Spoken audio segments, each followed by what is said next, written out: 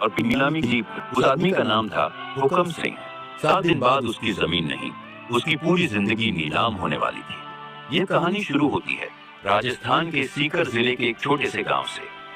दोपहर के 2 बज रहे थे, लेकिन सूरज ऐसा आग उगल रहा था जैसे आसमान से अंगारे बरस रहे हों।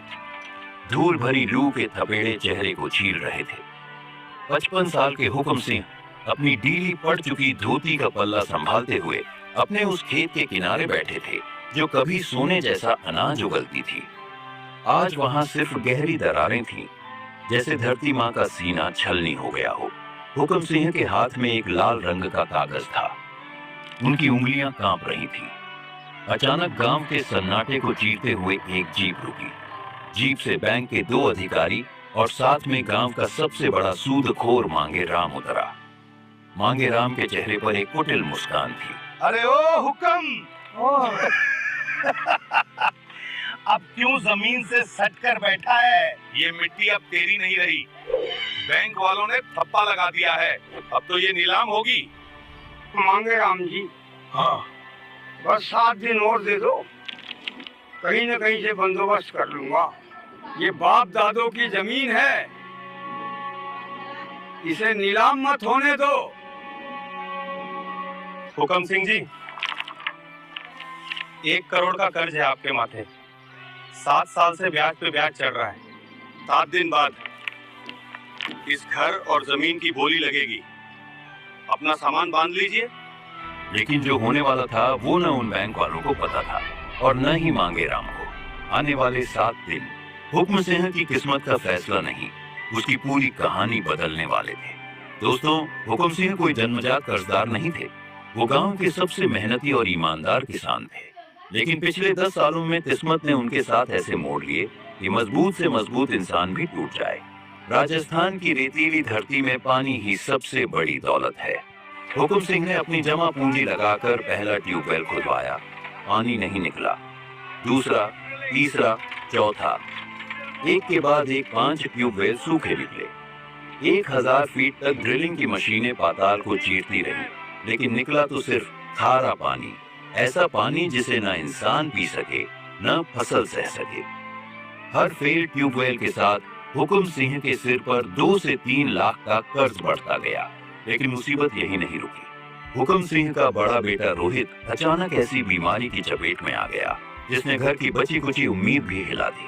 डॉक्टरों ने साफ शब्दों में कहा, उसकी दोनों किडनियां जवाब दे चुकी हैं। हुकम सिंह जी, ऑपरेशन और डायलिसिस में 20 से 25 लाख का खर्चा आएगा।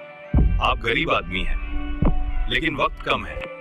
साहब, मैं अपनी खाल बेच दूंगा, पर मेरे छोरे को बचा लो, वो हमारी आखिरी उम्मीद है साहब। बाबा, आप ऐसे मत रो, मैं इतना कमजोर नहीं हूँ, आप बस हार मत मानना। रोहित। हुक्म सिंह ने उसका हाथ पकड़ लिया। उनकी आंखों में डर था, लेकिन बेटे की आंखों में अभी भी उम्मीद थी। रोहित को बचाने के लिए हुक्म सिंह ने अपनी गायें बेची, पत्नी ढापू देवी के गहने बेची, लेकिन पैसा कम पड़ गया। उसी साल हुक्म सिंह के बुजुर्ग पिता भी उन्हें छोड़कर चले गए। घर पहले ही कर्ज में डूबा था, लेकिन गांव की पंचायत ने साफ कह दिया, मृत्यु भोज तो करना ही पड़ेगा, रीति रिवाज से बड़ा कुछ नहीं। हुक्म, घर में दाना नहीं है, अस्पताल का बिल बाकी है, इतने लोगों को बुलाकर भोज कैसे कराएंगे? क्या लोग हमारी हालत नहीं समझेंगे? ढापू, आओ। यहाँ हालत नहीं, रस्म देखी जाती है। अगर हमने भोज नहीं कराया तो लोग पीठ पीछे नहीं, सामने से ताना देंगे, बिरादरी से बाहर कर देंगे हमें। मैं अपमान सह लूंगा, पर बापू की आत्मा पर उंगली नहीं उठने दूंगा। मुझे मांगे राम के पास जाना ही होगा। मांगे राम ने मौके का फायदा उठाया, 5 लाख का कर्ज दिया, लेकिन ब्याज की दर ऐसी रखी कि इंसान कभी बाहर न निकल सके। इधर हुक्म सिंह का सगा भाई भंवर सिंह, जो शहर में बस चुका था, गांव आया। हुक्म भाई, तू चिंता मत कर, मैं शहर के बैंक से बड़ा लोन दिलवा देता हूँ, सब कर्ज उतर जाएगा। बस इन कागजों पर अंगूठा लगा दे। ये तो बस कागजी कार्रवाई है। हुक्म सिंह ने अपने सगे खून पर भरोसा किया। उन्हें क्या पता था कि भंवर सिंह ने उन कागजों में पावर ऑफ अटॉर्नी और जमीन को अपने नाम करने के दस्तावेज छुपाए थे। भंवर सिंह ने उस जमीन पर चोरी छिपे 80 लाख का लोन लिया और शहर भाग गया। हुक्म सिंह को तब पता चला जब बैंक का नोटिस आया कि कुल देनदारी 1 करोड़ पार कर गई है। लेकिन तभी कुछ ऐसा हुआ जिसने हुक्म सिंह के पैरों तले जमीन खिसका दी। नीलामी में सिर्फ 7 दिन बचे थे। पूरे गांव में हुक्म सिंह को दिवालिया और बदकिस्मत कहा जाने लगा। गांव के लोग अब उनसे रास्ता बदलने लगे थे। यहाँ तक कि स्कूल में रोहित के छोटे भाई बहनों को बच्चे चिढ़ाते। ओए देखो, 1 करोड़ वाले कंगाल के बच्चे जा रहे हैं। एक शाम घर में अंधेरा था। बिजली का कनेक्शन काट दिया गया था। हुक्म सिंह अपनी झोपड़ी के बाहर बैठे थे। अंदर से ढापू देवी और बच्चों के सुबकने की आवाज आ रही थी। क्या यही मेरी ईमानदारी का फल है?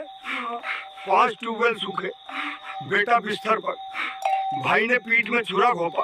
अब ये घर भी छिन जाएगा। राम जी, तू कहाँ है? दुबई में इन्वेस्टमेंट करना है, लेकिन दुबई जाना नहीं है। डोंट वरी, दुबई आ रहा है अब आपके पास, आपके शहर इंदौर में। Prime Boolean properties and B&W development lake.